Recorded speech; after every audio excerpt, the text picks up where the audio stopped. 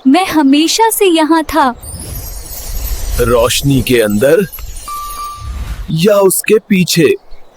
क्या आप ही वो हैं? मैं मुहाफिज हूँ, खालिक नहीं। तो ये लड़ाई कभी रोशनी और अंधेरे की थी ही नहीं।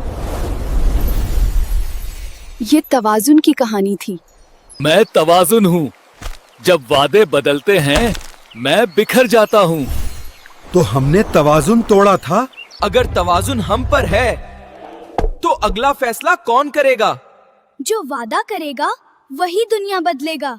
अगर वादा बदल गया था तो हम नया वादा करेंगे। वादा लफ्ज नहीं, जिम्मेदारी है। ट्रांसक्रिप्शन। नया तवाजुन तब बनेगा जब कोई अपनी रोशनी बांटेगा। रोशनी बांटने का मतलब ट्रांसक्रिप्शन। ट्रांसक्रिप्शन हम सब मिलकर करेंगे, अकेले नहीं। तवाजुन वापस आया है, मगर हमेशा के लिए नहीं। हर नस्ल को अपना वादा खुद निभाना होता है। ये फिर से बदल रहा है।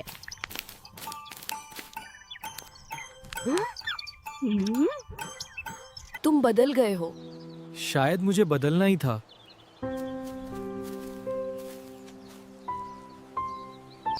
ये तो पहले भी था। हमने देखा ही नहीं। तवाजुन वादे से नहीं, नीयत से बनता है।